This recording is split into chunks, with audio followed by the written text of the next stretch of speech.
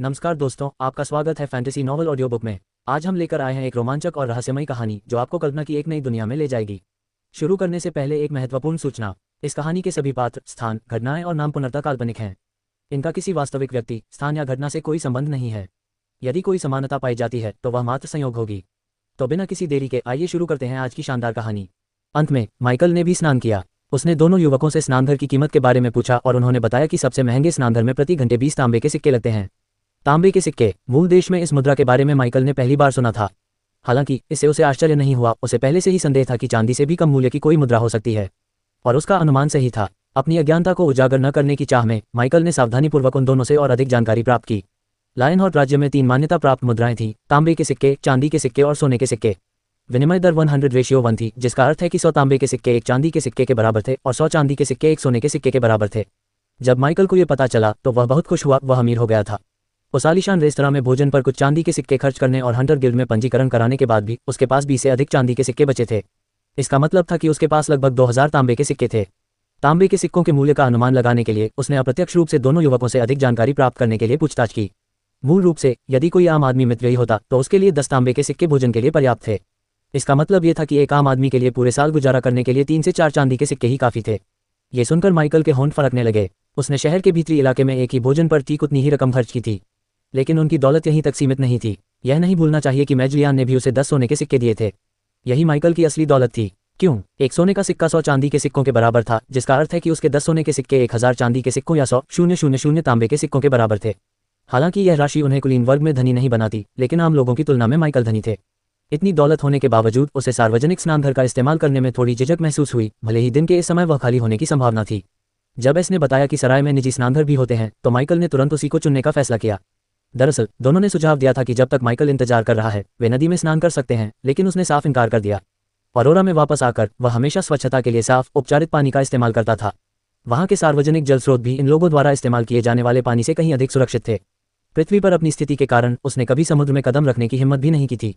और जो लोग बड़े जलाशयों में तैरते भी थे वे अक्सर उसके बाद दोबारा स्नान करते थे। हालांकि नदी में स्नान करने वाला वह स्वयं नहीं बल्कि वे 2 युवक थे, फिर भी माइकल को लगा कि वह कुछ और योगदान दे सकता है। चूंकि उसे उन पर निर्भर रहना ही था तो क्यों न इसे उनकी तनख्वाह मान लिया जाए। ठीक से सफाई करने का फैसला करते हुए माइकल उन्हें एक सराय में ले गया और उनमें से प्रत्येक के लिए एक निजी स्नानघर की व्यवस्था करने के लिए 2 चांदी के सिक्के दिए। वह सबसे पहले बाहर निकला, लेकिन जब वह बाहर आया तब भी वे दोनों अंदर ही थे। उन्होंने भागने का मौका नहीं गंवाया। माइकल को यही उम्मीद थी। अगर वे उससे बचना चाहते थे तो उनके पास राजधानी को पूरी तरह छोड़ने के अलावा कोई विकल्प नहीं था, अन्यथा उन्हें एक रईस के बदले के डर में जीना पड़ता। नकली रईस बनकर बिताए गए कुछ घंटे माइकल को यह समझाने के लिए काफी थे कि एक असली रईस कितना विशेष अधिकार प्राप्त होता है। सराय जाने से पहले उसने एस और लिया के लिए नए कपड़े भी खरीदे थे। इन कपड़ों से वे आम लोगों जैसे दिखने से कम नहीं हुए, लेकिन वे निश्चित रूप से पहले से बेहतर दिख रहे थे। लिया लंबा था। अब जब माइकल उसे साफ देख पा रहा था तो ये बात उसे आश्चर्यजनक लग रही थी। अगर उसे अंदाजा लगाना हो तो लिया कम से कम 6 फीट 2 इंचेस 188 सेमी लंबा होगा। उसका शरीर दुबला पतला था, लेकिन कमजोर नहीं, और उसके चेहरे के भाव तीखे लेकिन सामान्य थे, ऐसा चेहरा जो भीड़ में अलग नहीं दिखता। दूसरी ओर एस कद में छोटा था, मुश्किल से 5 फीट 5 इंचेस 165 सेमी लंबा। उसका शरीर भी दुबला पतला था, जिससे लिया के सामने वह लगभग कमजोर दिखता था। उसका चेहरा भी कुछ खास नहीं था, बदसूरत तो नहीं, लेकिन ऐसा भी नहीं था कि लोग उसे देखकर आकर्षित हों। दोनों के बाल गहरे भूरे रंग के थे और त्वचा सांवली थी, संभवतः इसलिए क्योंकि उन्होंने अपना अधिकांश जीवन बाहर बिताया था। उन्हें देखकर माइकल को एक बात समझ में आई, वे बिल्कुल भुला देने लायक थे। अगर उन्होंने साथ में इतना समय न बिताया होता तो वह उन्हें भीड़ में पहचान भी नहीं पाता। माइकल ने उनके नए कपड़ों पर एक नज़र डाली। हालांकि वे अभी भी आम लोगों के कपड़े ही थे, लेकिन पहले पहने हुए फटे पुराने कपड़ों की तुलना में वे ज्यादा साफ और बेहतर हालत में थे। उन्होंने कुछ नहीं कहा, लेकिन उन्होंने अंतर को जरूर महसूस किया। वे अब भी आम लोगों की तरह दिखते थे, लेकिन संघर्षरत नहीं। एस माइकल की निगाहों के सामने थोड़ा हिल गया और अपने गीले बालों में हाथ फेरते हुए बोला, क्या कुछ गड़बड़ है महाराज? माइकल ने सिर हिलाया। नहीं, बस आप दोनों को अच्छे से देख रहा था। लिया ने हल्के से सिर हिलाया। आप ये सुनिश्चित कर रहे हैं कि हम कुछ छिपा तो नहीं रहे हैं, है ना? एक कुलीन व्यक्ति के प्रति इतना आज्ञाकारी होने पर उसे असहजता महसूस हो रही थी, लेकिन वह इतना समझदार था कि उसे पता था कि उसे क्या करना चाहिए और क्या नहीं करना चाहिए। माइकल ने हल्की सी मुस्कान दी। वो भी, उनमें से किसी ने भी बहस नहीं की। वे जानते थे कि माइकल को सतर्क रहने का पूरा अधिकार था। माइकल की बात करें तो अब उसे बेहतर समझ आ गई थी कि वह किससे निपट रहा है। साधारण उन्हें वर्णित करने के लिए यही सबसे अच्छा शब्द था, लेकिन आम लोगों को ही अक्सर सबसे ज्यादा साबित करना पड़ता था। सच कहें तो दोनों को लगता था कि माइकल अपने नौकरों का कुछ ज्यादा ही ख्याल रख रहा है। जी हाँ, नौकर आम नागरिक होने के नाते कुलीन वर्ग के लिए उनकी यही भूमिका थी, लेकिन माइकल के प्रति उनके कार्यों ने इस भूमिका को और भी पुख्ता कर दिया था। उन्हें इस बात का एहसास नहीं था कि माइकल पूरी तरह से ईमानदार था, वह बस उनकी बदबू को बर्दाश्त नहीं कर सकता था। अन्य रईसों को इसकी परवाह नहीं होती थी, इसलिए नहीं कि उनमें अधिक सहनशक्ति थी, बल्कि इसलिए कि वे आम लोगों पर पैसा खर्च करना व्यर्थ समझते थे। बेशक सभी रईस ऐसे नहीं थे। उनमें से अधिकांश आम लोगों से सीधे तौर पर बातचीत करना भी जरूरी नहीं समझते थे, बल्कि ऐसे मामलों को अपने सेवकों पर छोड़ देते थे। लेकिन माइकल अलग था। वह तो शुरू से ही कुलीन वर्ग का सदस्य नहीं था। सच कहूं तो माइकल को आश्चर्य होता था कि लोगों की उसके बारे में पहली धारणा हमेशा यही क्यों होती थी कि वह एक कुलीन व्यक्ति है। वह आत्ममुग्ध नहीं था, लेकिन वह जानता था कि वह काफी आकर्षक था। उसके तीखे चेहरे के नैन नक्श उसकी मनमोहक हरी आंखों से और भी निखरते थे। प्रथम रैंक पर पहुंचने से उनकी समग्र उपस्थिति में और अधिक निखार आया प्रतीत होता है। बेशक इसका मतलब यह नहीं था कि सभी शक्तिशाली व्यक्ति स्वाभाविक रूप से आकर्षक होते हैं। कुछ लोग तो बस सौभाग्य से इस सौदे में बेहतर स्थिति में पहुंच गए। लेकिन क्या लोग सिर्फ उसकी शक्ल सूरत के आधार पर ही उसे कुलीन मान लेते थे? माइकल को इस पर संदेह था। अगर ऐसा होता तो ये दुनिया बेहद सती होती। जितने भी लोगों से माइकल मिला था, उनमें से शायद मेज लियान ही एकमात्र ऐसी शख्स थी जिनकी गलतफहमी को माइकल पूरी तरह समझ सकता था। यह उसकी शक्ति ही थी जिसने न केवल जादूगरनी लियान को उसकी ओर आकर्षित किया, बल्कि उन्हें एक दूसरे के संपर्क में भी बनाए रखा। माइकल को अभी भी इस दुनिया के बारे में ज्यादा जानकारी नहीं थी, लेकिन वह इतना समझदार था कि यह पहचान सके कि उसके जैसी शक्ति आम लोगों के पास नहीं होती। यह उस तरह की ताकत थी जो आमतौर पर प्रतिष्ठा, पृष्ठभूमि और मजबूत आधार वाले लोगों के पास होती है। एक तरह से यह पृथ्वी पर की जाने वाली खेती से अलग नहीं था। इस दृष्टिकोण से वह समझ सकता था कि दूसरे लोग उसे कुलीन क्यों समझ सकते हैं। लेकिन बाकी लोगों का क्या वह सचमुच इतना सुंदर था कि यह मानना असंभव था कि वह एक आम आदमी था? माइकल को यह सोचना अच्छा लगता कि ऐसा ही था, कि वह वाकई इतना आकर्षक था, लेकिन वह इतना आत्मजागरूक था कि ऐसी भ्रांति में रहने की उसकी कोई इच्छा नहीं थी। उसकी खूबसूरती उसे एक हद तक ही ले जा सकती थी, और निश्चित रूप से उस स्तर तक नहीं जहां उसकी पूरी पहचान इतनी बुरी तरह से गलत समझी जाए। फिर भी असली कारण जो भी हो, माइकल के पास इस समय ध्यान केंद्रित करने के लिए और भी महत्वपूर्ण चीजें थीं। यहाँ चिन्हित स्थान राजधानी से कुछ ही दूरी पर स्थित एक गांव प्रतीत होता है।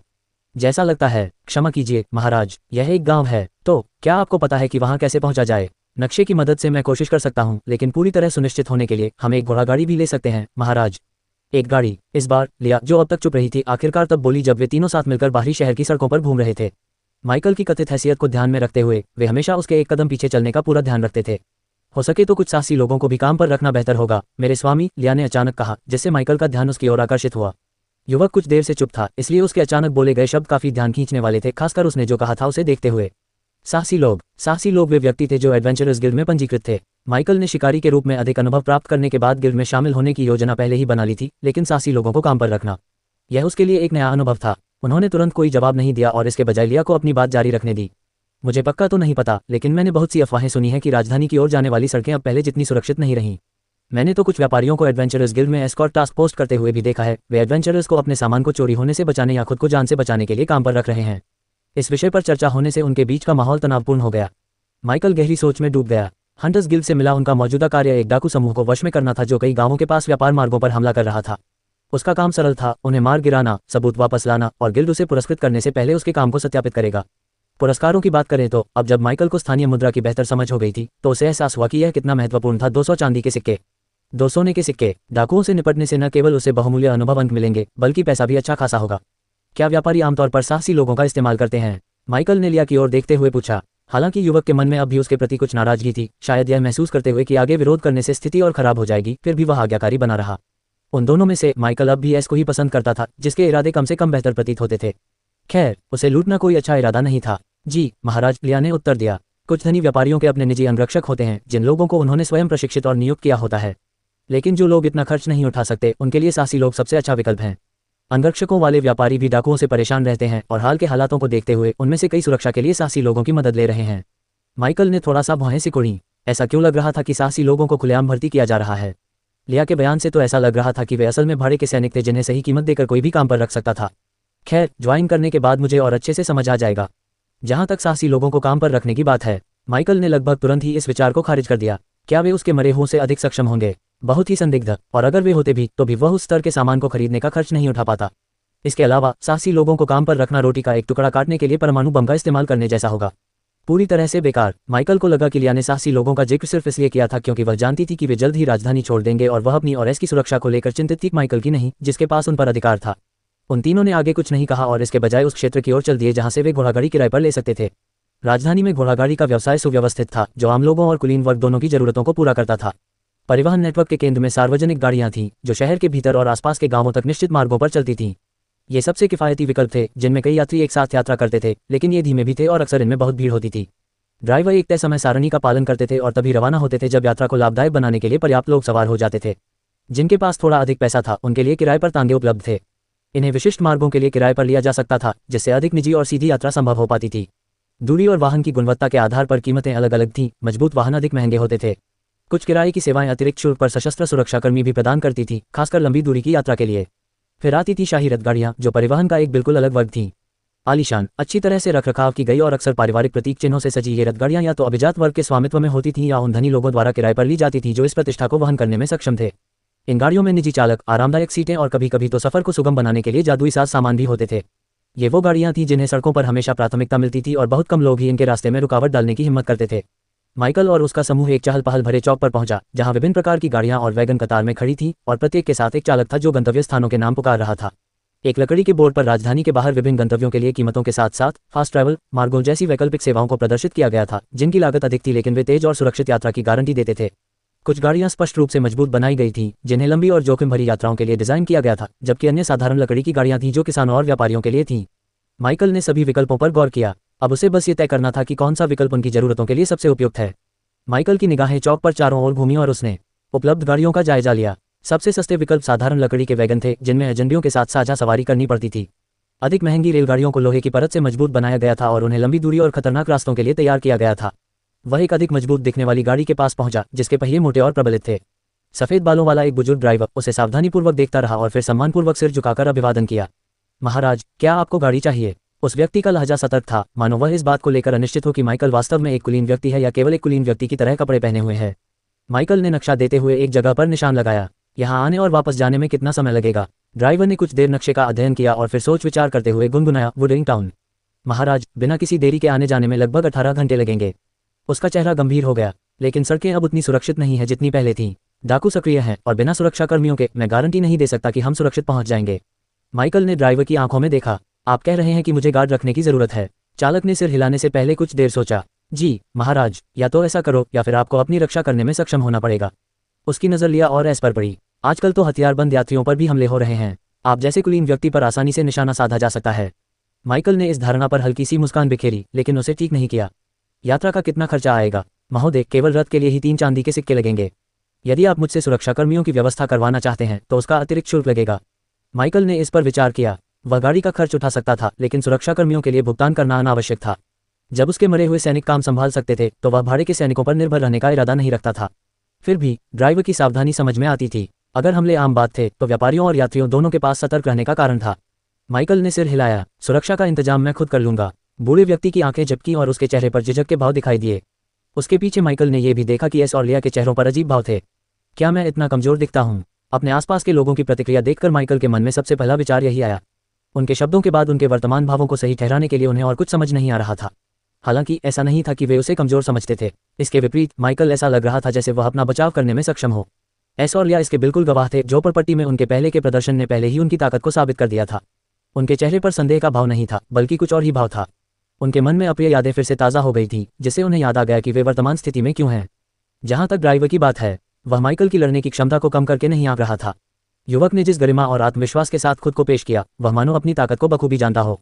लेकिन खूंखार डाकुओं के खिलाफ बूढ़े व्यक्ति को यकीन नहीं हुआ। माइकल को एहसास हुआ कि उसे उन्हें मनाना ही होगा, खासकर इसलिए क्योंकि ऐसा लग रहा था कि पैसे होने पर भी यात्रा से इनकार किया जा सकता है। तो वह ड्राइवर की संदेह भरी निगाहों के बीच बूढ़े आदमी की गाड़ी के करीब चला गया।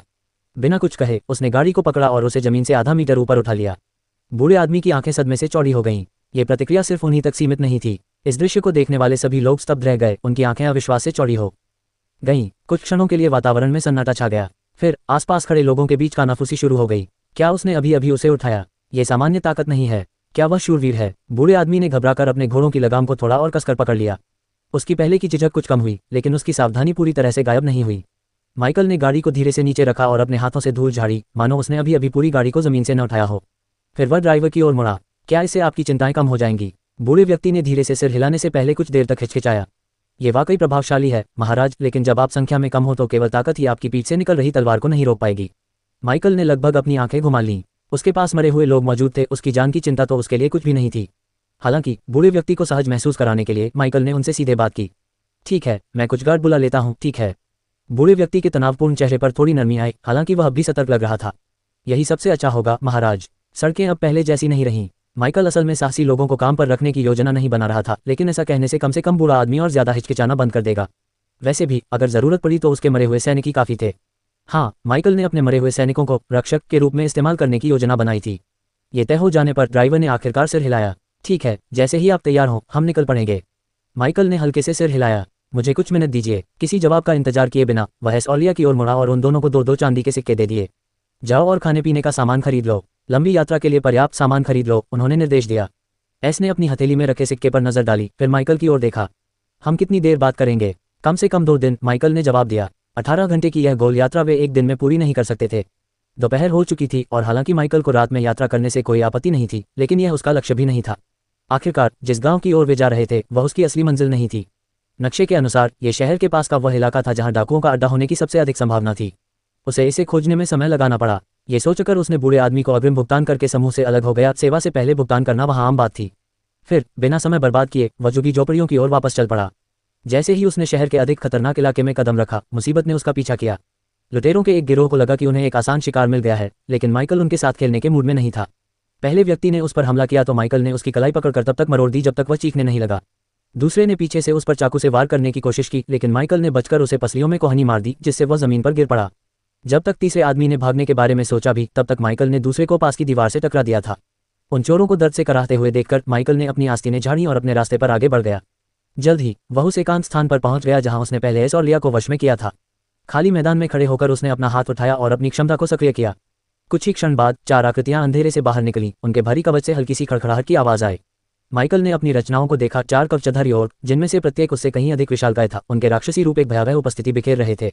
ये उसके रक्षक थे। वास्तविक दुनिया में खतरनाक राक्षसों के साथ लड़ाई के बाद माइकल ने अपने सभी मरे हुए साथियों को अच्छी तरह से साफ कर दिया था। जिन पौधों को वह पानी से धो सकता था उन पर उसने पानी डाल दिया, और जिन पौधों को अधिक सावधानी की आवश्यकता थी उन्हें उसने वाइप्स दिए और उन्हें खुद ही साफ करने के लिए कहा। अब उसके सामने खड़े उसके मरे हुए लोग बेदाग थे, हालांकि उनमें अभी भी एक हल्की सी हत्यारी आभा झलक रही थी। माइकल ने उन्हें ध्यानपूर्वक देखने के बाद एक दृढ़ आदेश दिया, अपना सिर नीचे रखो और किसी को भी अपने हुड के नीचे झांकने मत दो। ओर्क्स ने चुपचाप सिर हिलाया। वे सभी पूरी तरह से ढके हुए थे और अपने विशालकाय शरीर को छोड़कर वे काफी हद तक इंसानों जैसे दिखते थे। जब तक किसी की नज़र उनकी त्वचा पर नहीं पड़ती तब तक वे किसी का ध्यान आकर्षित किए बिना गुजर जाते। अपने मरे हुए साथियों को गार्डों के वेश में लेकर माइकल ने जरा भी समय बर्बाद नहीं किया और उन्हें बैठक स्थल की ओर ले गया। जब वे झुग्गी झोपड़ियों से गुजर रहे थे तो राहगीरों ने सहज रूप से उनसे दूरी बनाए रखी। कवचधारी पुतलों की उपस्थिति ही किसी भी संभावित उपद्रवी को रोकने के लिए पर्याप्त थी। माइकल ने सतर्क निगाहों को नजरअंदाज किया और आगे के रास्ते पर ध्यान केंद्रित किया। जब वे बाजार पहुंचे तो उन्होंने एस और लिया को खाने पीने की चीजों से भरे बोरे लेकर लौटते हुए देखा। लिया ने सबसे पहले उसे देखा। उसकी निगाहें उसके पीछे खड़े 4 विशालकाय आकृतियों की ओर घूमी और वह स्पष्ट रूप से अकड़ गया। क्या मैंने सचमुच इसी को लूटने की कोशिश की थी? उसने अपनी इस दृष्टता पर आश्चर्य से सोचा। जब ड्राइवर ने माइकल के गार्डों को देखा तो उसके चेहरे पर अधिक सम्मानजनक भाव दिखाई दिया, जो न केवल उसकी अभिव्यक्ति में बल्कि उसके हावभाव और माइकल को संबोधित करने के तरीके में भी परिलक्षित हुआ। अगर माइकल की कुलीन स्थिति के बारे में उसे पहले कोई संदेह था तो अब वह पूरी तरह से दूर हो गया था। रक्षकों द्वारा धारण किया गया कवच राज्य के शूरवीरों के कवच से कहीं अधिक श्रेष्ठ था। ऐसा नहीं है कि शूरवीरों का कवच खराब था, बिल्कुल भी नहीं। लेकिन ये तथ्य कि राज्य के अधिकांश शूरवीर एक ही मानकीकृत डिजाइन की वर्दी पहनते थे, इसका मतलब था कि यह एक बड़े पैमाने पर उत्पादित मॉडल था, हालांकि यह उच्च गुणवत्ता वाला था। हालांकि माइकल के गार्डों की वर्दी अलग थी। उनके कवच में प्रतिष्ठा का एक निर्विवाद आभास था। शिल्प कौशल, बारीकियां, यह ऐसी चीज थी जिसे केवल शक्तिशाली रईस ही वहन कर सकते थे। यहाँ तक कि कुलीन वर्ग में भी धन दौलत में भिन्नता थी। कुछ गरीब रईस ऐसे थे जो मुश्किल से अपने निजी अंगरक्षकों को ही सुसज्जित कर पाते थे, और कुछ ऐसे भी थे जिनके सेवक राज्य के कुलीन योद्धाओं के बराबर थे। और ड्राइवर की नज़र में माइकल बाद वाले समूह का सदस्य था। एस और लिया भी यही सोचते थे। उन्हें पहले से ही शक था कि माइकल कोई साधारण व्यक्ति नहीं है, लेकिन उनके आसपास के लोगों की प्रतिक्रियाओं को देखकर उनका यह विश्वास और भी पुख्ता हो गया। एस ने लिया की ओर देखा, जिसने उसे हल्के से सिर हिलाकर सहमति दी। दोनों में से किसी ने कुछ नहीं कहा, लेकिन एक ही अनकहा विचार उनके बीच समाहित हो गया। वे आखिर किसके साथ शामिल हो गए थे? इस विचार ने उन्हें केवल भय से भर दिया, लेकिन उन्होंने इसे न दिखाने की पूरी कोशिश की। उनके भावों को देखकर माइकल उनकी ओर मुड़ा। खाद्य पदार्थों की स्थिति कैसी है? उसने पूछा। एस अपने विचारों से बाहर आया और झट से जवाब दिया, जैसा कि आपने कहा, हमारे पास 2 दिन के लिए पर्याप्त सामान है। रोटी, सूखा मांस, कुछ फल और थोड़ा सा पनीर। अगर हम सही तरीके से राशनिंग करें तो ये हमारे लिए काफी होगा। लिया ने आगे कहा, हमने कुछ पानी और कुछ अतिरिक्त सामान भी ले लिया है ताकि जरूरत पड़ने पर काम आ सके। माइकल ने सहमति में सिर हिलाया। अच्छा, सारा सामान गाड़ी में लोड कर दो, हम जल्द ही रवाना होंगे। एस और लिया ने जरा भी समय बर्बाद किए बिना जल्दी से अपना सामान खरीदने में जुट गए। इसी बीच माइकल ड्राइवर की ओर मुड़ गया। सब कुछ तैयार है, अब हम जा सकते हैं। अब माइकल की हैसियत से पूरी तरह आश्वस्त हो चुका ड्राइवर की सीट पर बैठने से पहले सम्मानपूर्वक झुककर अभिवादन किया। समझ गया महाराज, हम तुरंत प्रस्थान करेंगे। इसी के साथ यात्रा शुरू हुई। गाड़ी धीरे धीरे आगे बढ़ी। उसके पहिए हल्की सी चरमराहट कर रहे थे क्योंकि वह बाजार को पीछे छोड़कर शहर के द्वारों की ओर बढ़ रही थी। माइकल अंदर बाहें मुड़े बैठा था, जबकि एस और लिया चुप थे। उनके मन में पहले के विचार बसे हुए थे। बाहर उसके रक्षक गाड़ी के बगल में चल रहे थे। उनके भारी कदम स्थिर और सधे हुए थे। हालांकि वे कुछ नहीं बोले, लेकिन उनकी उपस्थिति ही ध्यान आकर्षित करने के लिए काफी थी। जैसे ही वे शहर के बाहरी इलाके से गुजरे, लोग उन्हें देखे बिना नहीं रह सके। भीड़ में कानाफूसी फैल गई। सबकी निगाहें गाड़ी और उसके साथ चल रहे लोगों की ओर घूम गईं। वह कौन हो सकता है? एक व्यापारी ने बिक्री के बीच में रुकते हुए धीरे से कहा। उन गार्डों को देखो, उनके कवच को, दूसरे व्यक्ति ने फुसफुसाते हुए कहा। जरूर शहर के भीतरी इलाके का कोई रईस होगा। शहर के द्वार पर तैनात शूरवीर भी चौकन्ने हो गए थे। आम लोगों के विपरीत उन्हें खतरों का आकलन करने का प्रशिक्षण दिया गया था और माइकल के पहरेदारों ने स्पष्ट संकेत दिया कि ये ऐसे लोग नहीं थे जिनसे खिलवाड़ किया जा सके। प्रमुख योद्धा, जो एक उम्रदराज व्यक्ति था और जिसकी दाढ़ी सफेद हो चुकी थी, ने उन्हें देखते हुए अपनी आंखें सिकोड़ लीं। शहर के सामान्य रक्षकों से कहीं अधिक मजबूत शूरवीर ने चुपचाप स्वीकार किया। फिर भी लोगों की जिज्ञासा के बावजूद किसी ने उन्हें नहीं रोका। शहर के द्वार रईसों के प्रति विशेष रूप से सख्त नहीं थे और माइकल की गाड़ी, साथ ही उसके रक्षकों की प्रभावशाली उपस्थिति अनावश्यक पूछताछ को रोकने के लिए काफी थी। अजीब बात तो ये थी कि गाड़ी इतनी साधारण क्यों थी। कवचधारी आकृतियों पर अंतिम नजर डालने के बाद द्वारपालों ने उन्हें आगे जाने का इशारा किया। माइकल की इस गुप्त चिंता के विपरीत कि शूरवीर उसके मरे हुओं की विचित्रता, विशेष रूप से उनकी सांस की कमी को भांप सकते हैं, वे केवल उनकी छिपी हुई ताकत को ही महसूस कर सके। सच तो यह है कि शूरवीरों ने पहरेदारों पर इतनी गहराई से नजर नहीं रखी कि वे उनकी सांस लेने जैसी सूक्ष्म बातों पर भी ध्यान दे सकें। वैसे भी किसी को यह शक नहीं होता कि राजधानी में मरे हुए लोग खुलेआम घूम रहे हैं। यह विचार ही बेतुका था। जहां तक उनका सवाल था, माइकल के अनुयायी केवल अच्छी तरह से प्रशिक्षित योद्धा थे, शांत, अनुशासित और निर्विवाद रूप से शक्तिशाली। गाड़ी ऊंचे पत्थर के मेहराब के नीचे से गुजरी और शहर को पीछे छोड़ते हुए वे खुली सड़क पर आ गए। जैसे ही वे शहर से निकले, वातावरण बदल गया। राजधानी का शोरगुल उनके पीछे छूट गया और उसकी जगह घोड़ों के खुरों की लयबद्ध आवाज और गाड़ी की हल्की चरमराहट सुनाई देने लगी। आगे का रास्ता दूर तक फैला हुआ था, जिसके दोनों ओर लहराते हुए खेत और घने जंगल के हिस्से थे। गाड़ी के धीरे धीरे आगे बढ़ने पर माइकल चुपचाप खिड़की से बाहर देखता रहा। उसका मन न केवल आगे की यात्रा के बारे में सोच रहा था, बल्कि उन अनिश्चित परिस्थितियों के बारे में भी सोच रहा था जिनका उसे सामना करना पड़ सकता था। एस और लिया, जो उसके सामने बैठे थे, बिल्कुल शांत थे। वे माइकल से मिलने के बाद से हुई हर बात को समझने की कोशिश कर रहे थे। उनके बारे में उनकी पहली धारणा एक महत्वपूर्ण व्यक्ति की थी, लेकिन अब यह स्पष्ट था कि वह उनकी शुरुआती धारणा से कहीं अधिक महत्वपूर्ण थे। अगले कुछ घंटों तक यात्रा बिना किसी समस्या के जारी रही, लेकिन जैसे ही सूरज डूबने लगा, ड्राइवर ने घोड़ों की गति धीमी कर दी। मेरे स्वामी, उसने पुकारा, जल्द ही अंधेरा हो जाएगा। क्या हमें रात के लिए डेरा डाल देना चाहिए? माइकल ने सुझाव पर विचार किया। हालांकि उसके मरे हुए साथियों को आराम की जरूरत नहीं थी, लेकिन वह जानता था कि एस और लिया उसके जैसे नहीं थे, उन्हें नींद की जरूरत थी। इसके अलावा रात में यात्रा करना, खासकर किसी अनजान सड़क पर, एक अनावश्यक जोखिम था। कम से कम आम आदमी के लिए तो यही सच है। हम यहीं रुकेंगे, उसने फैसला किया। गाड़ी सड़क के किनारे पेड़ों से घिरी एक खुली जगह के पास आकर रुक गई। माइकल सबसे पहले बाहर निकला और अपने आसपास का जायजा लेने लगा। वहां सन्नाटा था, केवल पत्तों की सरसराहट और दूर से आती रात के कीड़ों की चहचहाहट की आवाजें सुनाई दे रही थीं।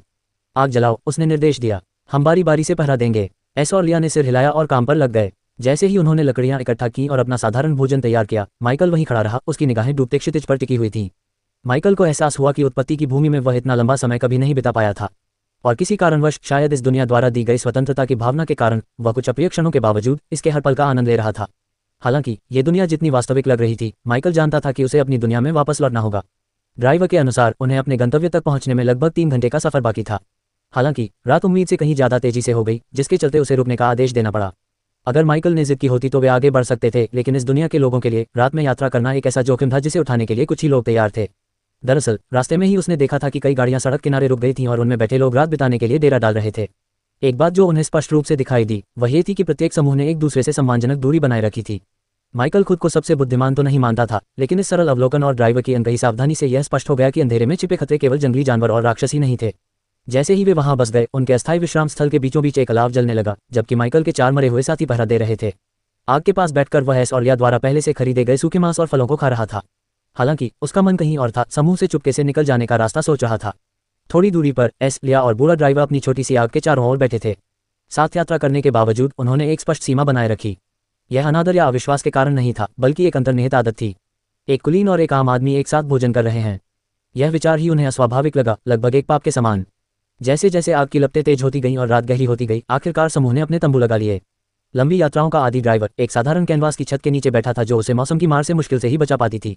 एस और लिया ने एक छोटे से तंबू में समय बिताया, जिसे जल्दबाजी में बनाया गया था, लेकिन वह उन्हें रात की ठंडी हवा से बचाने के लिए काफी था। दूसरी ओर माइकल के पास अपना तंबू था, लेकिन वह उनके तंबू से अलग नहीं था। उसका अनावश्यक आराम पर पैसा बर्बाद करने का कोई इरादा नहीं था। मोटे पलंग के बजाय वह नंगी जमीन पर लेटा हुआ था, उसके और मिट्टी के बीच केवल कपड़े की एक पतली परत थी। एक सामान्य यात्रा समूह में जब आराम करने का समय होता था, तो वे बारी बारी से पहरा देते थे। एक समूह सोता था, जबकि दूसरा पहरा देता था, और फिर सुबह तक ये चक्र चलता रहता था। लेकिन माइकल के अमर प्राणी की बदौलत ऐसी सावधानियों की कोई जरूरत नहीं थी। शिविर की परिधि पर चारों मौन आकृतियां खड़ी थीं, मंद रोशनी में उनके स्थिर रूप मुश्किल से पहचाने जा रहे थे। उनकी उपस्थिति ने बाकी सभी को चिंतामुक्त होकर आराम करने की अनुमति दी। एस अपने तंबू में आराम से बैठते हुए माइकल के आराम करने की जगह की ओर देखने से खुद को रोक नहीं पाया। किसी कुलीन व्यक्ति के साथ यात्रा करना अब भी उसके लिए अजीब था। लिया को भी ऐसा ही महसूस हुआ। वास्तव में उन्हें तो और भी ज्यादा महसूस हुआ। आज का दिन निश्चित रूप से उनके जीवन का एक यादगार दिन होने वाला था। उन्हें यकीन नहीं था कि वे सचमुच मौत से बच गए हैं, लेकिन कम से कम वे एक ऐसे कुलीन व्यक्ति के हाथों तत्काल फांसी से बच गए थे जिसे उन्हें मारने का पूरा अधिकार था। फिर भी किसी तरह धूल में पड़े शवों की जगह वे उसके सेवक बन गए थे, और किसी कारणवश उन्हें उतना बुरा नहीं लगा जितना उन्होंने सोचा था। लिया ने कभी कल्पना भी नहीं की थी कि एक दिन ऐसा आएगा जब वह इस तरह सोचेगा, जब वह एक कुलीन व्यक्ति को बेहतर नजरिए से देखेगा। हालांकि उन्होंने तुरंत इस विचार को खारिज कर दिया। यह अनिश्चितता का एक क्षणिक पल मात्र था। अगर कभी उसे यह विश्वास हो भी जाए कि सभी कुलीन लोग बुरे नहीं होते, तो भी इससे उन सबसे बुरे लोगों के बारे में उसने जो कुछ देखा है वह मिट नहीं जाएगा। इसका प्रमाण उसकी बहन का हश्र था। जहां तक ड्राइवर की बात है, वह केवल यही सोच सकता था कि यह रईस बहुत ही अजीब था। माइकल का व्यवहार तो एक कुलीन व्यक्ति जैसा था, लेकिन उसका आचरण किसी भी तरह से कुलीन व्यक्ति जैसा नहीं था। हालांकि किसी कुलीन व्यक्ति द्वारा उनकी सेवाओं का उपयोग करना दुर्लभ था, लेकिन ड्राइवर के रूप में अपने कई वर्षों के अनुभव में उन्होंने कई लोगों को परिवहन सेवाएं प्रदान की थीं। लेकिन माइकल की तरह केवल कुछ ही लोग उनके लिए खास रहे थे। नहीं, रुकिए, अब जब उन्होंने इस बारे में सोचा तो शायद ये ड्यूक ऑफ एवरमून की घटना के कारण था। लेकिन हाल ही में उनकी मुलाकात कुछ दिलचस्प व्यक्तियों से हो रही थी। हालांकि ड्राइवर को इससे कोई समस्या नहीं थी। यात्रा में बिताए वर्षों ने उन्हें एक बात सिखा दी थी, हर किसी का काम करने का अपना तरीका होता है। अगर माइकल अपनी स्थिति के बावजूद जमीन पर सोने से संतुष्ट था तो ठीक है। रात और ठंडी होती गई, हवा पेड़ों के बीच से सरसराती हुई बह रही थी। शिविर में ज्यादातर लोग शांत और स्थिर हो गए थे, लेकिन माइकल जागता रहा। वह सोच रहा था कि कैसे कुछ देर के लिए समूह से अलग होकर अपनी असली दुनिया में लौट जाए। तभी अचानक उसे एहसास हुआ कि उसे वास्तव में ऐसा करने की जरूरत नहीं है। दिन के अंत तक सब लोग सो चुके होंगे, और जब वह वापस अरोरा में आ गया तो क्या ये शरीर वैसे भी सोने वाला नहीं था। बेशक माइकल अपने शरीर को असुरक्षित नहीं छोड़ सकता था, वैसे भी वह वास्तविक दुनिया में ज्यादा देर तक नहीं रुकने वाला था, और अगर उसे अपनी वास्तविक दुनिया में स्वागत नहीं मिला तो शायद वह आधे घंटे भी नहीं रुक पाएगा। एस और लिया ने उसके लिए जो अस्थायी तंबू लगाया था, जो आराम से घूमने फिरने के लिए काफी विशाल था, उसके अंदर माइकल ने एक महिला और को पहरा देने के लिए बुलाया। अपनी सावधानी से संतुष्ट होकर उसने अपनी आंखें बंद कर ली और अरोरा में अपने शरीर के साथ अपनी चेतना को जोड़ लिया। कुछ क्षण बाद हरी आंखों की एक जोड़ी खुली। माइकल ने खुद को अपने कमरे की जानी पहचानी छत को घूरते हुए पाया। उसने अपना फोन उठाया और समय देखा, रात के 10:30 बज रहे थे। अपार्टमेंट में अपनी इंद्रियों को फैलाते हुए उसने महसूस किया कि केवल वही हिल-डुल रहा था। उसके कमरे में मौजूद और के अलावा बिगिनिंग और लिली बाहर पहरा दे रहे थे, ठीक वैसे ही जैसे उसने निर्देश दिया था। उन्हें इसकी उम्मीद थी, लेकिन फिर भी इसे समझना उनके लिए अजीब था। उत्पत्ति की भूमि में सभ्यता तक पहुंचने से पहले दोनों दुनियाओं के बीच समय का संतुलन बनाए रखना उसके लिए ज्यादा मुश्किल नहीं था। लेकिन अब माइकल को इतना यकीन नहीं था, आगे वह अपना जीवन कैसे व्यतीत करेगा। इन दोनों दुनियाओं में से किसे वह सचमुच अपना घर कहेगा। अब उसने खुद से वही सवाल पूछना शुरू कर दिया जिस पर लगभग हर अवेकने ने कभी न कभी विचार किया था। आंटी मिया और लिली अब सो रही हैं? नहीं, लगभग सभी सो रहे हैं। माइकल ने अपनी इंद्रियों को व्यापक रूप से फैलाकर अपने चारों ओर की शांति की पुष्टि की। उनके लिए यह बेहतर था। बिना किसी झिझक के वह काम पर लग गया। इतने लंबे समय के बाद आखिरकार उसके मौजूदा मरे हुए सैनिकों पर फिर से मरे हुए सैनिकों को बुलाने का प्रयास करने का समय आ गया था। उसे उम्मीद थी कि वह अपने द्वारा बुलाए जा सकने वाले मरे हुओं की संख्या बढ़ा सकेगा और अपने बचे हुए विकास बिंदुओं के साथ, यदि संभव हो तो, कुछ विशेष हुओं को विकसित कर सकेगा जिनमें उसकी विशेष रुचि थी। माइकल ने मरे हुए लोगों को उनके कमरे में ही छोड़ दिया और चुपचाप खिड़की से बाहर निकल गया। उसके सामने खंडहरों से भरा शहर फैला हुआ था, चांदनी रात में वीरान और स्थिर। भयानक सन्नाटे और कभी कभार धूल उड़ाने वाली हवा के झोंके के अलावा ध्यान देने लायक कुछ भी नहीं था। समय बर्बाद किए बिना उसने अपने कुछ मरे हुए सैनिकों को अपने भंडारण स्थान में रखना शुरू कर दिया। सीमित क्षमता को देखते हुए प्रक्रिया त्वरित रही। जब जगह भर गई तो वह अपने गश्ती दल के एक साथी के पास उतरा। तुम इस जगह की रखवाली करो, माइकल ने आदेश दिया। उस अमानव ने कोई प्रतिक्रिया नहीं दी, लेकिन उसे इसकी आवश्यकता भी नहीं थी। वह आदेश के प्रभाव को महसूस कर सकता था। संतुष्ट होकर उसने अपना ध्यान अंतर्मन पर केंद्रित किया। कुछ क्षण बाद उसकी चेतना में बदलाव आया। उत्पत्ति की भूमि में आंखें खोलते ही उसके कानों में आग की चटकने और पत्तों की सरसराहट की आवाजें गूंज उठीं। ये बदलाव इतना सहज था मानो उसने पलक झपकाए हो। उसका औरक्षक अभी भी उसके तंबू में बैठा था। माइकल उठकर बैठ गया। वह सन्नाटे से समझ गया कि बाकी लोग सो रहे थे। उसके मरे हुए सैनिक अपने अपने पदों पर डटे रहे, शिविर के चारों ओर मूर्तियों की तरह गतिहीन खड़े रहे। बिना कोई आवाज किए माइकल ने अपने तंबू के अंदर मौजूद उस मृतात्मा को विदा कर दिया और उसे वापस परलोक भेज दिया। और पलक झपकते ही गायब हो गया, अपने पीछे ऊर्जा की एक धुंधली सी लकीर छोड़ गया और फिर पूरी तरह से लुप्त हो गया। वह कुछ देर चुपचाप बैठा सुनता रहा। दूर से आती आग की चटकने की आवाज, रात की हवा में पत्तों की सरसराहट, लिया और ड्राइवर की अपने अपने तंबुओं में धीमी सांसें। जब माइकल को यकीन हो गया कि कोई भी जागा हुआ नहीं है तो वह चुपके से अपने तंबू से बाहर निकल गया। जैसे ही वह चला, ठंडी रात की हवा उसकी त्वचा को छू गई। उसके कदम मिट्टी पर हल्के थे। शिविर की सीमा पर मौजूद मृत आत्माएं अपनी जगह पर डटी रहीं। उनकी सतर्क उपस्थिति शिविर की सुरक्षा सुनिश्चित कर रही थी। अगर कोई जागता भी तो वह यही सोचता कि वह अभी भी अंदर ही है। बिना किसी झिझक के माइकल अपनी जगह से गायब हो गया और तेजी से जंगल में आगे बढ़ गया। वह पेड़ों के बीच से रास्ता बनाते हुए आगे बढ़ा, ये सुनिश्चित करते हुए कि वह शिविर से काफी दूर है, और अंत में एक सुनसान खुले मैदान में रुक गया। तभी उसने अपने मरे हुए सैनिकों को मुक्त किया। एक एक करके आकृतियां उभरने लगी, विशालकाय रूप शून्य से आगे बढ़ते हुए दिखाई दिए। अब 1 दर्जन मरे हुए लोग उसे घेरे हुए थे। उनकी ठंडी निर्जीव निगाहें अपने स्वामी पर टिकी हुई थीं। इसके बाद माइकल ने लकी और अपने मानव मृत जादूगर को बुलाया। पहला इसलिए ताकि वह उसकी रक्षा कर सके क्योंकि उसे अभी भी अरोरा से और अधिक मरे हुए लोगों को लाना था, और दूसरा उसके भंडारण में जगह खाली करने और उसकी रक्षा करने के लिए। समय बर्बाद किए बिना माइकल ने एक बार फिर अपने भीतर ध्यान केंद्रित किया। उसकी चेतना वापस अरोरा की ओर मुड़ गई। ये परिवर्तन सहज था और जब उसने दोबारा अपनी आंखें खोलीं तो वह अपनी खंडहर हो चुकी जागीर में वापस आ गया था।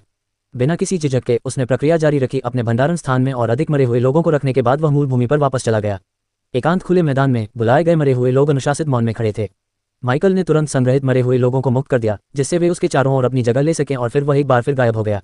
वह बार बार आगे पीछे जाता रहा और इस प्रक्रिया को अभ्यासित दक्षता के साथ दोहराता रहा। अरोरा में हर बार लौटने पर वह अपने भंडारण स्थान को खाली कर देता था और उसे फिर से उन मरे हुए लोगों से भर देता था जिन्हें वह जल्दबाजी में एवलॉन फॉरेस्ट से ले आया था। फिर उत्पत्ति की भूमि में उसने उन्हें अपने शरीर के पास के जंगल में छोड़ दिया। समय का पता ही नहीं चला। इसके बीतने का एकमात्र संकेत खुले मैदान में खड़े मृतकों की संख्या में धीरे धीरे हो रही वृद्धि थी। कई चक्रों के बाद माइकल रुका और अपनी प्रगति का आकलन करने के लिए कुछ क्षण लिए। उसने उन सभी मरे हुओं को स्थानांतरित कर दिया था जो उस राक्षस की घटना से पहले मूल रूप से एवलॉन फॉरेस्ट में तैनात थे।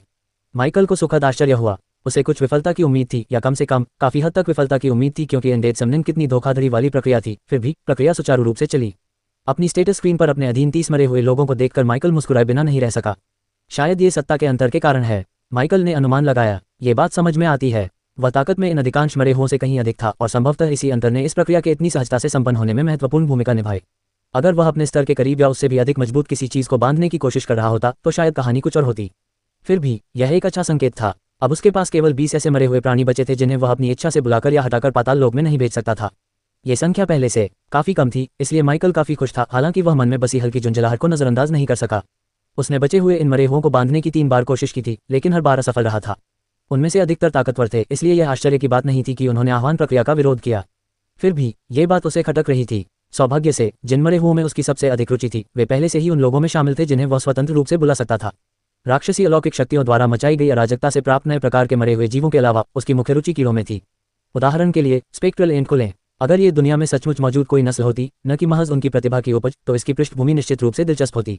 माइकल ने मुड़कर उस मरे हुए प्राणी और उसकी क्षमताओं पर नजर डाली। भूतिया छलावरण, बुनियादी महारत, प्रवीणता 2.324%। स्पेक्ट्रल चींटी अपने परिवेश में घुल मिल सकती है, अर्धपारदर्शी बन सकती है और दृष्टिगत रूप से इसका पता लगाना काफी कठिन हो जाता है। बुनियादी दक्षता हासिल करने पर यह मंद या छायादार वातावरण में 15 सेकंड तक लगभग अदृश्य हो जाता है। हालांकि ये प्रभाव तीव्र इंद्रियों वाले शत्रुओं या अलौकिक प्राणियों का पता लगाने के लिए प्रशिक्षित लोगों द्वारा इसकी पहचान को नहीं रोकता है। इसके इस्तेमाल के बाद 30 सेकंड का कूलडाउन पीरियड होता है। भूतिया आक्रमण, बुनियादी महारत, प्रवीणता 3.03%। स्पेक्ट्रल एंट 8 सेकंड के लिए अपनी गति 40% तक बढ़ा लेता है, जिससे वह लक्ष्य की ओर अचानक तेजी से बढ़ सकता है। चार्ज होने के बाद इसकी गति 4 सेकंड के लिए धीमी हो जाती है, लेकिन 20 सेकंड के कूलडाउन के बाद इस कौशल का फिर से उपयोग किया जा सकता है। इसके कौशल दिलचस्प थे, लेकिन माइकल को इस विशेष मरे हुए प्राणी के बारे में जो बात सबसे ज्यादा पसंद आई वह थी इसकी ताकत। उसे इस बात का प्रबल संदेह था कि यदि यह मरे हुए प्राणी रैंक 1 तक पहुंच जाता है तो एक सामान्य श्रेणी के प्राणी के रूप में भी इसकी शक्ति उसके दुर्लभ श्रेणी के ऑर्क्स की तुलना में किसी भी तरह से कम नहीं होगी, जब वे भी अभी उन्नत हुए थे। चींटियों की एक सामाजिक संरचना होती है, और यदि स्पेक्ट्रल चींटी किसी ऐसी प्रजाति से संबंधित होती जो सामान्य चींटियों की तरह काम करती है तो उसे विशेष नहीं माना जाएगा। यही वजह थी कि माइकल को यह इतना दिलचस्प लगा। हालांकि उनकी प्रतिभा की प्रकृति के कारण कि वह इसका उपयोग केवल मृत प्राणियों पर ही कर सकते हैं जो उनके द्वारा बनाए गए अमर प्राणी बन जाते हैं, वह शायद कभी भी इस प्रजाति के साथ पूरी तरह से प्रयोग करने में सक्षम न हो पाएं। उदाहरण के लिए, क्या होगा यदि वह एक भूत चींटी रानी को पुनर्जीवित कर दे जिससे स्पेक्ट्रल चींटी विकसित हुई हो? समस्या ये थी कि मरे हुए लोग प्रजनन नहीं कर सकते थे। तार्किक रूप से ये सीमा भूतिया चींटी की रानी पर भी लागू होगी। एक ऐसे जीव का विकास करना जो प्रजनन ही न कर सके पूरी तरह से व्यर्थ प्रतीत हुआ। हो सकता है कि उच्च रैंक पर चीजें बदल जाएं, लेकिन कौन जानता था कि किस रैंक पर या कितने विकास अंक की आवश्यकता होगी। इस बात से माइकल बेहद निराश हो गया। अब तक उसे इस बात का कोई अंदाजा नहीं था कि वह अपनी प्रतिभा का उपयोग जीवित प्राणियों पर कैसे कर सकता है, और न ही उसे यकीन था कि ऐसा करना संभव भी है या नहीं। इस विचार ने उसे अंदर ही अंदर परेशान कर दिया, लेकिन वह केवल आगे बढ़ सकता था, आत्माओं के बारे में अपने ज्ञान को बेहतर बनाने और अपनी प्रतिभा से जुड़े सभी पहलुओं पर ध्यान केंद्रित कर सकता था। इस सीमा को लेकर उनकी निराशा तब और भी बढ़ गई जब उनका अमर मानव जादू एक उच्च मानव में विकसित हो गया। अगर वह अपनी प्रतिभा का इस्तेमाल खुद पर कर पाता, माइकल कल्पना भी नहीं कर सकता था कि वह कितना शक्तिशाली हो जाएगा। हालांकि वह इतना जरूर जानता था कि वह बेहद ताकतवर होगा। लेकिन फिलहाल माइकल के दिमाग में ऐसे विचार नहीं थे। उसने अपना ध्यान अपने शेष विकास बिंदुओं पर केंद्रित किया। 21 विकास अंक, ये 3 सितारा सामान्य श्रेणी के 4 प्राणियों को 1 सितारा दुर्लभ श्रेणी के प्राणियों में विकसित करने के लिए पर्याप्त था। सुनने में तो ये बहुत ज्यादा लग रहा था, लेकिन असल में ये बिल्कुल भी ज्यादा नहीं था। फिर भी माइकल को अपने पास मौजूद संसाधनों से ही काम चलाना पड़ा। उसने अपने विकास अंक बचाने पर विचार किया था, लेकिन इस पर विचार करने के बाद उसने ऐसा न करने का फैसला किया। प्रिंस या उसके जैसे मरे हुए इंसानों जैसे प्राणियों को अगले रैंक पर पहुंचने के लिए बड़ी संख्या में विकास अंक की आवश्यकता होती थी, और इन्हें जमा करने में कम से कम 3 दिन लगते थे। देखा जाए तो ये ज्यादा समय नहीं था, लेकिन माइकल को लगा कि इस बीच अपने अन्य मरे हुए साथियों की उपेक्षा करना बुद्धिमानी नहीं होगी। जब तक कोई अप्रत्याशित घटना न घट जाए तब तक बेहतर यही था कि वह पहले अपने सभी मरे हुए प्राणियों को दुर्लभ श्रेणी में विकसित कर ले, फिर अपने मजबूत या अधिक विशिष्ट प्राणियों जैसे कि अपने मानव मरे हुए प्राणियों की श्रेणी बढ़ाने पर ध्यान केंद्रित करे। फिलहाल तो कम से कम उन्हें सत्ता में तत्काल वृद्धि की आवश्यकता नहीं थी। यदि ऐसा होता तो उनकी प्राथमिकताएं पूरी तरह से अलग होती। एक ऐसे मरे हुए प्राणी के रूप में जिसके बारे में माइकल काफी उत्सुक था, स्पेक्ट्रल एंट को माइकल की उन मरे हुए प्राणियों की सूची से कभी बाहर नहीं रखा गया जिन्हें वह विकसित करना चाहता था। बिना किसी झिझक के उसके कुल विकास अंकों में से 5 अंक गायब हो गए। कुछ ही क्षण बाद एक नवविकसित स्पेक्ट्रल एंट उसके सामने प्रकट हुई। अब यह एक स्टार वाला दुर्लभ रैंक 1 का कैंडिडेट बन गया था। स्पेक्ट्रल सेंटुरियन चींटी अपनी दुर्लभ श्रेणी के विकास के लिए स्पेक्ट्रल सेंटुरियन एंट बन सकती है, जो कि एक मरे हुए चींटी समुदाय में एक उच्च श्रेणी की सैनिक जाति है। स्पेक्ट्रल सेंटुरियन एंट दुर्लभ विकसित स्पेक्ट्रल सेंटुरियन चींटी पहले से भी कहीं अधिक प्रभावशाली थी। अब वह माइकल के सीने की ऊंचाई तक खड़ी थी और उसका रूप मृत्यु और प्रेतवादित ऊर्जा की और भी अधिक प्रबल उपस्थिति का संचार कर रहा था। इसका ऑब्सीडियन काला बाह्य कवच और भी गहरा हो गया था, प्रकाश को अवशोषित करने के तरीके से लगभग तरल प्रतीत हो रहा था। इसके शरीर को ढकने वाली रहस्यमयी धुंध अब घनी होकर हल्के धुएं की लकीरों में तब्दील हो गई थी, जो लगातार बदलती रहती थी, मानो चींटी स्वयं भौतिक और प्रेतलोक के बीच की सीमा पर खड़ी हो। इसकी पीठ पर मौजूद रहस्यमय आकृतियां बदल गई थीं, जिससे गूढ़ नक्काशी जैसी संरचनाएं बन गई थीं जो एक ठंडी अलौकिक रोशनी से स्पंदित हो रही थीं। इसके पैर पहले की तरह मोटे और खंडित थे, लेकिन अब उनमें अतिरिक्त काइटिनस उभार थे जो उन्हें और भी अधिक टिकाऊ बनाते थे। कभी केवल दांतेदार रहे जबड़े अब नुकीले दरांती जैसे चिमटे में बदल गए थे, जिससे ऐसा लगता था कि स्पेक्ट्रल सेंटुरियन चींटी का काटना कहीं अधिक खतरनाक हो गया था। स्पेक्ट्रल एंट के विकास और उन्नति के साथ साथ इसके स्वामी के रूप में माइकल को जो प्रतिक्रिया मिली वह भी महत्वपूर्ण थी। ऊर्जा की एक लहर उस पर छा गई, जिससे बार बार अनडेड समनिन का उपयोग करने से जमा हुई थकान तुरंत दूर हो गई। उसके शरीर में व्याप्त थकान मानो कभी थी ही नहीं, और उसकी काफी मात्रा में माना शक्ति बहाल हो गई। यह अनुभूति क्षणिक लेकिन स्फूर्तिदायक थी, जिससे माइकल को ऐसा महसूस हुआ जैसे वह अभी अभी एक गहरी ताजगी भरी नींद से जागा हो। शक्ति 36.925.0 कैरेट, फुर्ती 53.665.0 कैरेट, संविधान 38.225.0 कैरेट, बुद्धि 150.0। एक बार फिर माइकल ने अपने मरे हुए प्राणी के पद में उन्नति के साथ आने वाली शक्ति की परिचित लहर को महसूस किया। हालांकि उन्हें इसकी उम्मीद थी, फिर भी उन्हें आश्चर्य हुआ। ताकत, चपलता और शारीरिक क्षमता में 5 अंकों की वृद्धि। उन्हें इस स्तर की प्रतिक्रिया का अनुभव आखिरी बार लकी के साथ हुआ था। जहां तक उसकी बुद्धिमत्ता के स्तर में वृद्धि न होने की बात है, अगर वास्तव में ऐसा हुआ होता तो माइकल को यह अजीब लगता। उसकी बुद्धिमत्ता पहले से ही उसका उच्चतम स्तर था और 3 अंकों की श्रेणी में आने वाला एकमात्र स्तर था। इसे और अधिक बढ़ाने में सक्षम कोई भी चीज़ वास्तव में असाधारण होनी चाहिए। फिर भी वह सुखद रूप से आश्चर्यचकित था। कुल 15 अंक, लगभग 3 लेवल अप के बराबर एट्रीब्यूट पॉइंट्स, जो 3 स्टैट्स में समान रूप से वितरित हैं। प्रतिक्रिया आमतौर पर इस बात का प्रतिबिंब होती है कि एक मरे हुए प्राणी में किस चीज़ की उत्कृष्टता है। मुझे आश्चर्य है कि यह प्राणी अब कितना शक्तिशाली है। उसके चेहरे पर थोड़ी सी उत्तेजना झलक उठी, लेकिन उसने तुरंत खुद को शांत कर लिया। भले ही वह स्पेक्ट्रल एंट की नई शक्ति का परीक्षण करना चाहता हो, लेकिन हर चीज़ के लिए एक समय और स्थान होता है। अपना ध्यान फिर से केंद्रित करते हुए माइकल ने अपना ध्यान चींटी के कौशल पर वापस लगाया। अपनी प्रगति और विकास के बदौलत न केवल उसके पुराने कौशल में और अधिक निपुणता हासिल हुई, बल्कि उसने एक नया कौशल भी प्राप्त कर लिया। और माइकल को आश्चर्य हुआ कि वह इससे पहले से ही परिचित था। बर्सिक बुनियादी महारत प्रवीणता 0.9%. Barsika Kesamata Upiogakarta ki Saririka Sakti Ora Kapalata ko Astai Rupa se 25% Taka Barha Dedi Hai, Lekina Isik Badale Mem Raksa Kesamata 10% Kama Ho Jadi Hai Ora Akramakata Kafi Barha Jadi Hai. Isa Kesamata ke Sakriya Rahane Para Sahana Sakti Teji se Kama Hodi Hai. Maikala Isa Kausala ko Kisi Bi Samaya Upiogi Manada da Ora Usik Mer Hu Hon ki Prakrti ke Karana, Yahav Yavaharika Rupa se Ekasita Koda ki Tarahada. Isik Bada Maikala ne Spectrala Enta ke Purain Kausalam Para Diana Kendrita ki Ataki Anamem Hu Sudaram ki Jenka ki Yasake. Buddhya Chalavarana Madhyavarti Nipunata Daxata, 5.30%. Spectralis India Pain Paravesa Mem Gulamula Sakati Hai, Arta Paradarsi Bana Sakati Hai Oradurstigata Rupa Se Isaka Patalagana Kafi Kathina Hojata Hai, Madhyavarti Stara Ki Nipunata Para, Spectralis Indi Manda Yachaya Deravadavarana Mem Lagabaga 32nd Ataka Adursia Raha Sakati Hai, Adika Prakasa Vale Setram Mem, Asaki Paradarsi Bihatara Hodi Hai Lekina Purna Rupa Se Nahim, Jazais Ispahakanana Kathina Hojata Hai, Upioga Ke Bada Kuladana Avadi Gadakara 22nd Hojati Hai, Kula Milakara, Yaha Kausala Pahale Jaza Hai Pratita Hodada, Lekina Yaha Pahale Se Kahimadika Saktizalida, Sathahai Isaka Kuladana Samaya Bikamada, Halanki, Maikala Yaha Janane Kala Yutsuka Daki Yaha Vastava Mem Katana Prabhavi Hai, Isali Usain Turn Spectrala Entase Isaka Istamala Kuda Para Karain Kokaha, Spectrala Centuriana Sindine Turn to Prati Kriadi, Usak Sarira Para Aka Halki Si Jilamilahada Lahara Ki Taraha Fali Ora Gale Hai Palavaha Lagabaga Gay Abahogai, Maikala Ne Apani Amkam Sikurakara Usa Jagaha Ka Jay Azalia Jaham Vaha Karada, Usaki Maujudagi Ka Ekamatra Sankata Prakasa Ka Suksma Virapana Ora Havamem Terati Dundaki Halki Si Lakirati, Apani Tivridersti K Bavajuda, Usaki Gatavidiam Kothika Se Samajane Mem Ekapalaka Samaya Laga, Yaha Abi Abi Age Barha Hai Ora Atana Saktizali Hai, Maikala Ne Budabudate Hukaha, Usaki Dilakaspi Ora Gahari Hodi Ya Rahiti, Maikala Yaha Nahim Bula Daki Yaha Surfa Ekanaya Ranka 1 Pranida, Agara Danam Paksa Barabari Para Ho Tikya Hoda, Bail Hai Kausala Mem Nipunata Na Bari Ho, Firabi Kausala Mem Nipunata Kama Hatva Hon Ka Eka Karanada, Kucha Second Abada, Spectrala Centuriana Sindi Eka Bara Fira Puri Taraha Se Prakataway, Ora Budia Dunda Usak Sarira Mem Samagai, Maikala Ne Santasti Se Sira Hilaya, Isaka Kuladana Kama Hon Ora Asaki Prabhavasalata Barain Ke Satha, Ghostly Kaimafaya Eka Usita Stilta Skilabana Raha De Eka isa skilla jo Maikala ke damaga meman valley kucha stidium memamulia sabita ho sakada. Maikala ne spectrala centuriana sindi ki baki kasamatam ki janka karain ke liapana ruka badala. Budia akramana madhyavarti nipunata daxata. 5 12% spectral centurion and 12 second के लिए अपनी गति 60% तक बढ़ा लेता है, जिससे ये लक्ष्य की ओर अचानक तेजी से बढ़ सकता है।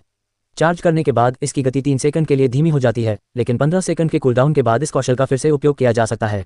यह मूलतः पहले जैसी ही कुशलता थी। दृष्टिगत रूप से घोस्टली कैमोफ्लाज लगभग वैसा ही दिखता था जैसा कि बेसिक मास्टरी के समय काम करता था, लेकिन इस बात से इनकार नहीं किया जा सकता था कि यह काफी मजबूत हो गया था। माइकल ने स्वयं इस कौशल का परीक्षण नहीं किया था, लेकिन उनके लिए केवल कूलडाउन में कमी ही एक महत्वपूर्ण सुधार था। उसने स्पेक्ट्रल सेंटुरियन एंड पर कुछ और निगाहें डाली और फिर उसे पाताल लोक में भेज दिया, मन ही मन यह विचार करते हुए कि भविष्य में इसका बेहतर उपयोग किया जाएगा। माइकल के पास केवल 16 विकास अंक शेष थे। ये 3-3 सितारा सामान्य श्रेणी के प्राणियों को 1 सितारा दुर्लभ श्रेणी के प्राणियों में विकसित करने के लिए पर्याप्त था। समस्या ये थी कि वह 3 से अधिक ऐसे मरे हुए प्राणियों को विकसित करने में रुचि रखता था। तकनीकी रूप से वह अपने मरे हुए प्राणियों के अनरैंक चरण में अधिकतम स्तर तक पहुंचने का इंतजार कर सकता था, इससे पहले कि वह उन्हें विकसित करे, जिससे उनकी संभावित वृद्धि को अधिकतम किया जा सके। हालांकि लेवल 25 के एंडेड को सीधे 3 स्टार रेयर रैंक प्राणी में विकसित करने की तुलना में ताकत में अंतर बहुत अधिक महत्वपूर्ण नहीं होगा। इसके अलावा उन्हें अपग्रेड करने में समय और मेहनत लगती थी। अगर वह इस रास्ते पर जाना चाहता था तो बेहतर यही था कि वह उस समय ऐसा करे जब मरे हुए लोग पहले से ही उपयोगी हों। उदाहरण के लिए उसके मायाजाल का उपयोग करने वाले मरे हुए प्राणियों को ही ले लीजिए। आम इंसानों के मुकाबले वे शक्तिशाली थे, लेकिन यही उनकी सीमा थी। सही मायने में मूल्यवान होने के लिए उन्हें केवल मजबूत होने की ही आवश्यकता नहीं थी, उन्हें अद्वितीय होना आवश्यक था। वे दुर्लभ ही होने चाहिए थे। माइकल को अभी भी अरोरा की दरारों से प्राप्त शरीरों की तुलना में अपने कीट जैसे मरे हुए प्राणियों को विकसित करने में कहीं अधिक रुचि थी। लंबे हाथों वाले बंदर और रेतीले बिच्छू जैसे जीव निश्चित रूप से दिलचस्प थे, न केवल इसलिए कि वे अपनी तरह के पहले जीव थे जिनसे उनका सामना हुआ था, बल्कि इसलिए भी कि उन्होंने अभी तक उनके विकसित रूपों को नहीं देखा था। फिर भी उनका ध्यान कीड़ों पर ही केंद्रित रहा। शायद यह उनकी अपेक्षाओं के कारण था। उनके अनुभव और कीड़ों में निहित संभावनाओं के आधार पर कीड़ों का विकासवादी मार्ग बेहद आकर्षक प्रतीत होता था और इसी कारण वे उन्हें प्राथमिकता देने के लिए उत्सुक थे। और उसने ठीक वैसा ही किया। माइकल के पास कुल 5 कीट जैसे मरे हुए प्राणी थे। स्पेक्ट्रल एंड के अलावा, जिसे उसने अभी अभी विकसित किया था, जिसे अब आधिकारिक तौर पर घोस्ट नाम दिया गया है, उसके पास 4 अन्य एंड भी थे। ब्लू द अनडेड प्लेटफॉर्म मॉफो, बैंगनी रंग का मृत spice bush swallowtail moth, the undead shadow mantis, अमर कवचधारी क्रिकेट। अब उसे इन 4 में से 3 को विकसित करने के लिए चुनना था। उनमें से एक को अगली बार तक इंतजार करना पड़ेगा। जैसे जैसे माइकल विचार कर रहा था, उसने अपने सामने मौजूद 4 मरे हुए प्राणियों को इकट्ठा किया और ध्यान से उनका अवलोकन किया। जिन जीवों में अपना आकार बदलने की क्षमता थी, उसने उन्हें उनके सामान्य रूप में वापस लौटा दिया। पहला नीला था। अनडेड फैंटम मॉफो एक अलौकिक प्राणी था जिसके पारदर्शी पंख हल्के नीले रंग में झिलमिलाते थे और उसके किनारों पर नाजुकता से टिके हुए थे। इसका चिकना काला बाह्य कवच चमकते नीले धब्बों के साथ इसकी निष्क्रिय अवस्था से विपरीत दिखता था और एक रहस्यमय सुंदरता बिखेरता था। हालांकि यह विचित्र और निस्संदेह सुंदर है, शायद केवल माइकल जैसा कोई व्यक्ति जिसकी वास्तविकता की भावना पहले ही विकृत हो चुकी है, इसे ईमानदारी से सुंदर कहेगा। यह ऐसा था मानो किसी खूंखार शेर के सामने खड़े होकर उसे बिल्ली का बच्चा कह रहे हों। ब्लू के पास 2 प्रकार के कौशल थे। पहला कौशल भ्रमपूर्ण मृगतृष्णा, बुनियादी निपुणता दक्षता 16.3%। ये दुश्मनों को भ्रमित करने के लिए अपनी कई चमकदार प्रतिकृतियां बनाता है। बुनियादी महारत हासिल करने पर ये भ्रम अनियमित रूप से चलते हैं, लेकिन संपर्क में आते ही गायब हो जाते हैं, जिससे दुश्मनों के लिए असली प्राणी का पता लगाना मुश्किल हो जाता है। दूसरा कौशल रूप परिवर्तन, बुनियादी निपुणता दक्षता 26.8%। अनडेड फैंटम मॉफो अपना आकार बदल सकता है, जिससे विस्तार के माध्यम से कुछ कौशलों की सीमा और शक्ति में वृद्धि होती है। दोनों कौशलों में सही उपयोग किए जाने पर काफी संभावनाएं थी, या कम से कम माइकल को तो यही लगता था। कुछ हद तक उसका मानना था कि कोई भी कौशल बुरा नहीं होता, बल्कि वे कौशल खराब होते हैं जिनका सही उपयोग नहीं किया जाता। ये धरती की तरह था जहां सबसे बुनियादी कौशल, जो किसी के पास भी हो सकता है, को लाखों कमाने का जरिया बनाया जा सकता था। ऐसा नहीं था कि वे लोग जन्मजात रूप से विशेष थे, वे बस अपने पास मौजूद संसाधनों का सर्वोत्तम उपयोग करना जानते थे। फिर माइकल ने पर्पल की ओर रुख किया। मृत स्पाइस बुश स्वेलोटेल पतंगे की आकृति बेहद आकर्षक थी। इसके पंख गहरे इंद्रधनुषी नीले और बैंगनी रंगों से जगमगा रहे थे, मानो टूटे हुए धुंधले कांच के टुकड़े हों, जो स्पाइस बुश स्वेलोटेल तितली का एक रहस्यमय लेकिन सुंदर प्रतिबिंब प्रस्तुत करते थे। इस पतंगे का शरीर लंबा और चिकना है, जिसमें एक रहस्यमय लगभग अलौकिक सा गुण है। इसका पेट पतली कंकालनुमा परतों से ढका हुआ है और इसके एंटीना नुकीले हैं, जो एक बेचैन कर देने वाली गति से फड़फड़ाते हैं। पूरी तरह से फैलाए जाने पर इसके पंखों का फैलाव 1.5 मीटर 4 फीट 11 इंचेस था। Undead spice bush swallowtail moth के पास भी अपने कुछ दिलचस्प कौशल थे। भ्रमकारी उड़ान, बुनियादी महारत प्रवीणता 18%। Undead spice bush swallowtail moth उड़ान के दौरान कई मोथों का भ्रामक भ्रम पैदा कर सकता है, जिससे बड़े पैमाने पर भ्रम की स्थिति उत्पन्न हो सकती है। विषैली धूल, बुनियादी महारत प्रवीणता 9.3%। स्पाइस बुश स्वेलोटेल मॉथ अपने पंखों से जहरीली धूल का बादल छोड़ सकता है, जो थोड़ी देर के लिए हवा में बना रहता है। बुनियादी महारत हासिल करने पर यह जहर अपेक्षाकृत कमजोर होता है, लेकिन फिर भी इसे सांस लेने वाले दुश्मनों के अंगों को सुन्न कर सकता है और उन्हें भ्रमित कर सकता है। लंबे समय तक इसके संपर्क में रहने से हल्का लकवा और चक्कर आ सकते हैं। रूप परिवर्तन, बुनियादी निपुणता दक्षता 26.8%। Undead spice bush swallowtail moth अपने आकार को बदल सकता है, जिससे विस्तार के माध्यम से कुछ कौशलों की सीमा और शक्ति में वृद्धि होती है। Undead spice bush swallowtail moth स्पष्ट रूप से एक और मायावी प्रकार का प्राणी था, जो अनडेड फैंटम मॉफो के समान था, जिसमें प्रत्यक्ष युद्ध शक्ति न के बराबर या नगण्य थी। Undead spice bush swallowtail moth में ब्लू की तुलना में एक अतिरिक्त कौशल था। इसकी क्षमताएं दिलचस्प थीं, जिससे माइकल को यह जानने की उत्सुकता हुई कि विकसित होने के बाद ये कितना शक्तिशाली हो जाएगा।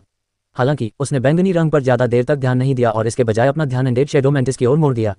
अगर शैडो मैंटिस पूरी तरह से सीधा खड़ा होता तो उसकी ऊंचाई लगभग 6 मीटर 5 फीट 3 इंचेस होती। इसका बाहरी आवरण चिकना और गहरे रंग का था, जो मंद रोशनी में हल्का सा झिलमिलाता था। गहरे काले और धुएं के रंग के भूरे रंग का मिश्रण जो आसपास की छायाओं को अवशोषित करता हुआ प्रतीत होता था। इसके लंबे अग्रपाद, जिनमें से प्रत्येक 1 मीटर से अधिक लंबा था, रेजे की तरह नुकीले और दांतेदार किनारों वाले थे। इसके मजबूत, शक्तिशाली दिखने वाले लेकिन पतले पिछले पैर थे जो इसे तेज, चुपचाप छलांग लगाने में सक्षम प्रतीत होते थे, जिससे इसकी घातक उपस्थिति और भी बढ़ जाती थी। इसके किनारों पर पारदर्शी पंख थे और जब माइकल ने उन्हें फैलाने के लिए कहा तो वे 1.2 मीटर तक फैल गए। चलते समय पंख धुंधले मृग तृष्णा की तरह झिलमिला रहे थे। ये लगभग रहस्यमय ढंग से चुपचाप आगे बढ़ रहा था, हालांकि यह अनिश्चित था कि क्या इसके पंख वास्तव में इसे हवा में उड़ने में सक्षम बना सकते थे। एक हत्यारा। माइकल हमेशा शैडो मैंटिस के बारे में यही सोचता था। कीक जगत में भी प्रार्थना करने वाली मंटिस को मूक हत्यारों के रूप में जाना जाता था। माइकल ने उसकी कुशलता को परिचित भाव से देखा। शैडो क्लोक बेसिक मास्टरी प्रवीणता 10.2%। शैडो मैंटिस अपने आप को अंधेरे के एक पतले आवरण में लपेट लेता है, जिससे वह अपने परिवेश में सहजता से घुल मिल जाता है। बुनियादी महारत हासिल करने पर यह कौशल इसे कम रोशनी वाले वातावरण में लगभग अदृश्य बना देता है। और फिर वहां एक मृत कवचधारी क्रिकेट था। अनडेड आर्मर्ड क्रिकेट की ऊंचाई लगभग 35 सेंटीमीटर 1 फुट 1 इंच थी, लेकिन उसका रूप रंग किसी भी तरह से साधारण नहीं था। बाह्य कवच का रंग गहरा, घिसा पिटा भूरा था, जिस पर काले और हरे रंग की धारियां थीं, जो अंधेरे वातावरण में प्राकृतिक छलावरण प्रदान करती थीं। इसके पीठ और पैरों के आसपास का कवच मोटा था, जिससे इसे एक भारी भरकम और सुरक्षात्मक रूप मिलता था। इसके लंबे पिछले पैर शक्तिशाली दिखते थे और छलांग लगाने के लिए पूरी तरह से बने हुए प्रतीत होते थे, जिनके किनारों से नुकीले, दांतेदार कांटे निकले हुए थे, लगभग कांटेदार ढालों की तरह। इसके अगले पैर छोटे थे लेकिन मांसल थे, जो चिमटे जैसे नुकीले पंजों में समाप्त होते थे, जिससे इसे शिकारी जैसा रूप मिलता था। उसके पीठ पर पारदर्शी पंखों की एक जोड़ी मुड़ी हुई थी और जब माइकल ने उसे उन्हें फैलाने के लिए कहा तो फैले हुए पंखों का फैलाव लगभग 50 सेंटीमीटर 1 फुट 7 इंचेस था। माइकल ने समय बर्बाद नहीं किया और फिर उसकी क्षमता की जांच करने चला गया। गूंजती चहचहाहट, बुनियादी महारत प्रवीणता 9.2%। बख्तरबंद क्रिकेट एक तीखी, गूंजने वाली ध्वनि उत्सर्जित करता है जो आसपास के क्षेत्र में भ्रम पैदा करने वाली प्रतिध्वनि उत्पन्न करती है। बुनियादी महारत हासिल करने पर यह ध्वनि 20 मीटर के दायरे में दुश्मन की सटीकता को 15% तक कम कर देती है, जिससे दुश्मनों के लिए सफल हमले करना मुश्किल हो जाता है। इसके अलावा भ्रमित लक्ष्यों पर शारीरिक हमलों के सफल होने की संभावना 20% अधिक हो जाती है। माइकल गहरी सोच में डूबा हुआ था और उसने अपनी बाहें मोड़ लीं। चारों कीट जैसे जीवों की अपनी अपनी खूबियां थीं। नीले और बैंगनी रंग के जीव छल और भ्रम पैदा करने में माहिर थे, जबकि शैडो मैंटिस और आर्मर्ड क्रिकेट सीधे युद्ध में अधिक कारगर थे। ये चुनाव सिर्फ इस बारे में नहीं था कि किस मरे हुए प्राणी में सबसे अधिक क्षमता है। ये पूरी तरह से इस बारे में था कि माइकल किस मरे हुए प्राणी के अगले विकास रूप के बारे में अधिक उत्सुक था। अंत में बचे हुए एक को कुछ ही घंटों में विकसित किया जा सकता है। ये सारा चिंतन महज एक संक्षिप्त विचार था जो किसी व्यक्ति के मन में तब आता है जब वह कई दिलचस्प विकल्पों पर निर्णय ले रहा होता है जिनके महत्वपूर्ण परिणाम नहीं होते हैं। 4 मरे हुए लोग। ब्लू की मायावी क्षमताएं निस्संदेह उपयोगी थीं, लेकिन पर्पल में भी समान गुण थे और साथ ही उसके पास जहरीली धूल भी थी, जिससे उसे एक अतिरिक्त बढ़त मिलती थी। दूसरी ओर शैडो मैंटिस एक हत्यारे के समान एक अमर प्राणी था, जिसकी एक ऐसी क्षमता थी जो उसे अंधेरे में लगभग अदृश्य बना देती थी। यही क्षमता अचानक हमलों और गुप्त रणनीतियों के लिए अमूल्य थी। फिर आया बख्तरबंद क्रिकेट। इसकी क्षमता इकोइंग चिर्प दुश्मनों को भ्रमित कर सकती थी और शारीरिक हमलों को अधिक प्रभावी बना सकती थी, कुछ ऐसा जिससे युद्ध में उसके सभी मरे हुए सैनिकों को फायदा हो सकता था। माइकल ने गहरी सांस ली। उसका फैसला स्पष्ट था। ब्लू को इंतजार करना होगा। ब्लू और पर्पल के बीच अगर सिर्फ उनकी स्थिति के आधार पर तुलना की जाए तो पहली नज़र में पर्पल ज्यादा दिलचस्प लगेगा। माइकल के लिए यह फैसला लेना मुश्किल नहीं था। लकी और प्रिंस के विपरीत इन दोनों के प्रति उसका कोई मजबूत भावनात्मक लगाव नहीं था। अगर उसे प्रिंस और लकी में से किसी एक को चुनना होता तो ये कहीं ज्यादा मुश्किल फैसला होता। लेकिन नीले और बैंगनी के बीच, बैंगनी रंग का पलड़ा भारी था। उसे अपने फैसले के बारे में अपने मृत साथियों से चर्चा करने की कोई आवश्यकता नहीं थी। अपनी वर्तमान बुद्धि के साथ वे उसे वैसे भी नहीं समझ पाएंगे। माइकल ने आसानी से ब्लू को, लकी और हाई ह्यूमन मेज को छोड़कर उन सभी अन्य मरे हुए प्राणियों के साथ जिन्हें वहां भेजा जा सकता था, पाताल लोक में भेज दिया। हालांकि उसने जल्द ही अपने मरे हुए प्राणियों को विकसित करने की योजना बनाई थी, लेकिन उसे कोई जल्दी नहीं थी। एस और लिया जहां थे उस जगह से निकले हुए कई घंटे बीत चुके थे। जल्द ही दोनों की दुनिया में बोर होने वाली थी। इससे पहले कि बहुत देर हो जाए, माइकल उन कुछ मरे हुओं को, जिन्हें वापस नहीं बुलाया जा सकता था, असली दुनिया में वापस ले जाना चाहता था, जबकि लकी और हाई ह्यूमन मेज पहरा दे रहे थे। योजना तैयार होने के बाद उसने उसे अमल में लाने में समय बर्बाद नहीं किया। हालांकि उसने यह उम्मीद नहीं की थी कि जैसे ही उसने अपने मरे हुए साथियों को वापस अपने समुदाय में पहुंचाने का काम पूरा किया और अपने कमरे में लौटा, उसके दरवाजे पर दस्तक हुई। खिड़की को चुपचाप बंद करने के बाद बैठने ही वाला माइकल अचानक रुक गया। क्या तुम जाग रहे हो, माइकल? दूसरी तरफ से एक कोमल आवाज आई। वहां आंटी मिया थी। मानसिक रूप से थका हुआ माइकल हमेशा की तरह सतर्क नहीं था और उसने तुरंत उसके आने का आभास नहीं किया था। उसने अपने कमरे में तैनात मरे हुए औरत पर एक नज़र डाली और उसे वहां से जाने के लिए कहा। हालांकि उसे बाद में उसे फिर से अपनी रक्षा के लिए बुलाना पड़ेगा, जिससे ये कार्रवाई व्यर्थ प्रतीत होगी। इस दुनिया में उसकी ऊर्जा लगभग पूरी हो चुकी थी। सामान्य दिनों में वह ऐसे छोटे मोटे खर्चों की चिंता नहीं करता था, इसलिए आज भी उसे कोई परवाह नहीं थी। अंदर आइए, आंटी मिया, उसने कहा। उसकी आवाज़ धीमी थी, फिर भी ऐसा लग रहा था कि वह दूर दूर तक जा रही है और साथ ही साथ कहीं भी नहीं पहुंच रही है, और आंटी मिया के कानों तक स्पष्ट रूप से पहुंच रही है। आंटी मिया अभी अभी उठी थीं और उन्हें अभी भी नींद आ रही थी। उसके भतीजे द्वारा दिए गए 2 समन की मदद से भी, जिससे जीवन निस्संदेह आसान हो गया था, हालात अभी भी तनावपूर्ण थे। शारीरिक रूप से तो नहीं, लेकिन मानसिक रूप से ये बहुत कठिन था। दुर्भाग्यवश उसके आसपास के सभी लोग शायद ऐसा ही महसूस कर रहे थे। यहाँ तक कि अगर वह अपने विचार साझा करना चाहती भी, जो वह शायद ही कभी करती थी, तो भी वह ऐसा नहीं कर सकती थी। माइकल ने उसे एक काम सौंपा था और जब उसने उसे मना लिया और जो कुछ उसने देखा और समझा था, उसके बाद उसने इसे गंभीरता से लिया। वह चाहता था कि वे वहाँ से चले जाएं, उनके अपने फायदे के लिए। बाकी सब बातों को छोड़ दे तो वुडस्टोन सिटी अब रहने के लिए कोई आदर्श जगह नहीं थी। अराजकता फैले हुए केवल 2 दिन ही हुए थे, फिर भी जो कुछ हुआ था उसका महत्व उन लोगों के लिए बहुत कुछ उजागर कर चुका था जो स्थिति को समझते थे। एक तो उन्हें यह एहसास हुआ कि बड़े शहर केवल अपनी अर्थव्यवस्था, तकनीकी प्रगति या सामाजिक विकास के कारण ही बड़े नहीं होते। अलौकिक दुनिया ने इसमें महत्वपूर्ण भूमिका निभाई और यह बात तर्कसंगत भी थी। माइकल को देखो, लोग हमेशा कहते थे कि अलौकिक शक्ति प्राप्त करना धनवान बनने का मार्ग है, लेकिन बहुत कम लोग समझते थे कि यह वास्तव में कैसे काम करता है। लेकिन होश में आने के 2 सप्ताह से भी कम समय में उसका भतीजा उसे $10 लाख ऐसे भेज सकता था जैसे कुछ हुआ ही ना हो। वह इतनी समझदार थी कि जानती थी कि माइकल शायद अलौकिक शक्तियों वाले लोगों में भी खास था। एक वयस्क के रूप में उसे समझ में आया कि सच्ची समानता का अस्तित्व नहीं है, लेकिन इसे उसके सामने की वास्तविकता नहीं बदली। जिसके पास इतना पैसा हो, वह इसका आनंद क्यों नहीं लेना चाहेगा। बेशक बड़े शहर पिछड़े शहरों की तुलना में अधिक आकर्षक होंगे। कुछ हद तक वह सही थी, लेकिन वह भी गलत थी। अरोरा में किसी स्थान की गुणवत्ता का निर्धारण दरारों के आधार पर होता था। इसका मतलब यह नहीं था कि बड़े शहरों में उच्च स्तरीय दरारें नहीं हो सकती थी, ऐसा होना असामान्य नहीं था। और हाँ, उन शहरों में अलौकिक शक्तियों की गुणवत्ता जरूरी नहीं कि खराब हो। आखिरकार फेडरेशन द्वारा पर्दे के पीछे से हेरफेर करने के अलावा कितने अमीर लोग अपनी संपत्ति का आनंद लेना नहीं चाहेंगे। कभी कभी स्थान ही अपने आप में एक विलासिता होती थी। हालांकि वर्तमान स्थिति ने आंटी मिया को दुविधा में डाल दिया था। हर परिवार को उम्मीद होती थी कि उनके बच्चे खेतीबाड़ी में प्रतिभाशाली होंगे और उनके बीच किसी जागृत व्यक्ति का होना एक आशीर्वाद के रूप में देखा जाता था। जब माइकल पहली बार जागा तो यह उसके लिए अब तक की सबसे अच्छी खबर थी। हालात अभी भी वैसे ही थे, लेकिन पिछले कुछ दिनों में उसने जो कुछ भी देखा था, उसके बाद उसे समझ आ गया था कि सब कुछ सुखद और खुशहाल नहीं होता। कभी कभी कुछ हासिल करने का मतलब किसी और चीज़ का त्याग करना होता था। वह इसे महसूस कर सकती थी कि उसका परिवार और माइकल दिन ब दिन उससे थोड़ा और दूर होते जा रहे हैं। ऐसा नहीं था कि उनके रिश्ते खराब हो रहे थे, लेकिन चीज़ें बदल रही थीं। माइकल के साथ जो कुछ भी हुआ था उससे वह खुश थी, फिर भी साथ ही साथ उसे एक खामोश उदासी भी महसूस हो रही थी। अंदर आइए, आंटी मिया। दरवाजे के दूसरी तरफ से एक जानी पहचानी आवाज़ आई। तुरंत ही वह थोड़ी और जागृत हो गई। कुछ देर हिचकिचाने के बाद उसने धीरे से दरवाजा खोला। अंदर माइकल बैठा था। उसकी मुद्रा शिथिल थी, लेकिन उसके चेहरे पर थकावट के बावजूद उसकी निगाहें तेज थीं। कमरे की मंद रोशनी से उनके चेहरे पर हल्की परछाई पड़ रही थी, जिससे वे अपनी उम्र से कहीं अधिक परिपक्व दिख रहे थे। आंटी मिया अंदर आई और दरवाजा बंद कर दिया। आंटी मिया उसके बिस्तर के किनारे बैठ गईं। बोलने से पहले उन्होंने एक पल के लिए हिचकिचाते हुए कहा, तुम बहुत व्यस्त रहे हो, सामान्य से कहीं ज्यादा। माइकल ने सिर हिलाया। ऐसा नहीं था कि वह इसे नकार सकता था, फिर भी उसे लगा कि उसे कुछ कहना चाहिए। ऐसा लग रहा था कि न केवल वह अपनी नई वास्तविकता और उससे जुड़े बदलावों के साथ तालमेल बिठा रहा था, बल्कि उसका परिवार भी ऐसा ही कर रहा था। लेकिन इससे पहले कि वह कुछ बोल पाता, आंटी मिया ने उससे पहले ही बोल दिया। समझाने की कोई जरूरत नहीं है, उसने हल्की मुस्कान के साथ धीरे से कहा। मुझे पता है आप व्यस्त हैं। वह रुक गई और उसके चेहरे को गौर से देखने लगी। बिना कुछ कहे भी वह समझ गई थी कि वह थका हुआ है, न सिर्फ शारीरिक रूप से बल्कि मानसिक रूप से भी। मुझे बस उम्मीद है कि तुम अपना ख्याल रख रहे हो, उसने आगे कहा। तुम चाहे कितने भी मजबूत हो जाओ, तुम फिर भी तुम ही हो।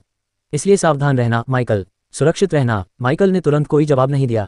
एक पल के लिए उनके बीच सन्नाटा छा गया। फिर उसने धीरे से सांस छोड़ी। मैं करूंगा, उसने स्थिर स्वर में कहा। मैं वादा करता हूँ। आंटी मिया ने संतुष्टि से सिर हिलाया, लेकिन उनकी आंखों में चिंता पूरी तरह से दूर नहीं हुई थी। हालांकि वह माइकल से मिलने के अपने असली कारण को नहीं भूली थी। अब जब उसे उस दूसरी दुनिया में व्यस्त होने से पहले उससे बात करने का मौका मिल गया था, वह दुनिया जिसके बारे में कहा जाता था कि जागृत लोगों की उस तक पहुंच है, तो कुछ बातों को अभी सुलझा लेना बेहतर था। मुझे हमारे रहने के लिए एक नई जगह मिल गई है, आंटी मिया ने बताया।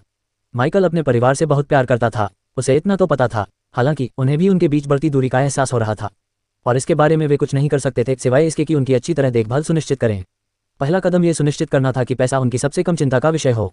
अरोरा के आम लोगों और पृथ्वी के आम लोगों के बीच एक समानता ये थी कि उनकी 90% समस्याएं पैसे की कमी से उत्पन्न होती थीं।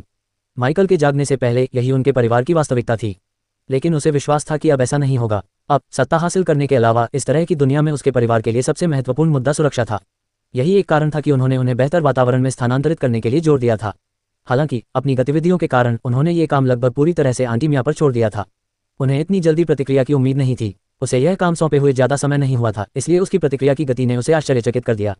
वह जगह कहाँ है आंटी मिया? माइकल ने उत्सुकता से पूछा। जैसा कि आपने अनुरोध किया था, यह एक बड़ा शहर है, वुडस्टोन से कहीं ज्यादा बड़ा, उसने थोड़ा रुक कर कहा। लेकिन एक समस्या है। कोई समस्या? माइकल ने भौहें चढ़ाते हुए पूछा। हमारे शहर को क्या हुआ? आंटी मिया हिचकिचाईं। ऐसा कुछ और शहरों में भी हुआ है, इसलिए कल सफाई करते समय उन्होंने पड़ोसियों को इस बारे में बात करते सुना था और खुद भी इसकी जांच पड़ताल की थी। उन्हें जो भी हैरानी होनी चाहिए थी वह अब खत्म हो चुकी थी, लेकिन अन्य शहरों की स्थिति का उनके इस कदम से क्या संबंध था? माइकल को यही उलझन थी। इस अराजकता के कारण कुछ शरणार्थी बन गए हैं, आंटी मिया ने अपने चेहरे पर एक अजीब भाव के साथ कहा। ये शब्द सुनकर माइकल ने भी उसी तरह के भाव दिखाए। यह एक ऐसा शब्द नहीं था जिसे वह आधुनिक दुनिया में सुनने की उम्मीद करता था, लेकिन ये तर्कसंगत लगा। सिर्फ उस शब्द से ही वह अंदाजा लगा सकता था कि क्या हो रहा है। ट्रैफिक। सीधे शब्दों में कहें तो वे अकेले ऐसे परिवार नहीं थे जो रहने के लिए नई जगह की तलाश कर रहे थे, और ऐसा लग रहा था कि इसी से समस्याएं पैदा हो रही थीं। अब सवाल ये था कि कैसे। आंटी मिया ने गहरी सांस ली और अपने माथे को मलते हुए मानो अपने विचारों को सुझाने की कोशिश कर रही हूँ। जिस शहर को हम देख रहे हैं वहाँ पहले से ही लोगों की भीड़ उमड़ रही है, बहुत ज़्यादा, बहुत तेज़ी से। मकानों की कीमतें आसमान छू रही हैं और सुरक्षा व्यवस्था कड़ी होती जा रही है। माइकल की भौहें तन गईं। इसकी उम्मीद तो थी, लेकिन फिर भी उसे गुस्सा आ गया। कितना बुरा है, यह इस बात पर निर्भर करता है कि हम कितनी जल्दी घर बदलते हैं। आंटी मिया ने उसे तीखी नज़र से देखा। अभी तो एक अच्छा घर खरीदना मुमकिन है, लेकिन और इंतजार करने से हालात मुश्किल हो सकते हैं। या तो कीमतें आसमान छू जाएंगी या फिर नियम और भी सख्त हो जाएंगे। माइकल पीछे की ओर झुक गया और अपनी उंगलियों से अपने घुटने को थपथपाने लगा। उसे कुछ जटिलताओं की आशंका थी, लेकिन यह उसकी उम्मीद से कहीं जल्दी हो गया। तो आप कह रहे हैं कि हमें तुरंत कार्रवाई करने की जरूरत है? आंटी मिया ने सिर हिलाया। अगर हम अच्छी जगह पाना चाहते हैं तो हाँ। माइकल ने राहत की सांस ली। उसके पास पैसे थे और रहने की जगह ढूंढना कोई समस्या नहीं थी। समस्या ये थी कि सब कुछ कितनी तेजी से बदल रहा था। क्या आपको घर मिल गया? उसने पूछा। अभी नहीं, उसने स्वीकार किया, लेकिन मुझे कुछ विकल्प मिले हैं जो काम आ सकते हैं। सवाल यह है कि आप इस प्रक्रिया में कितना शामिल होना चाहते हैं।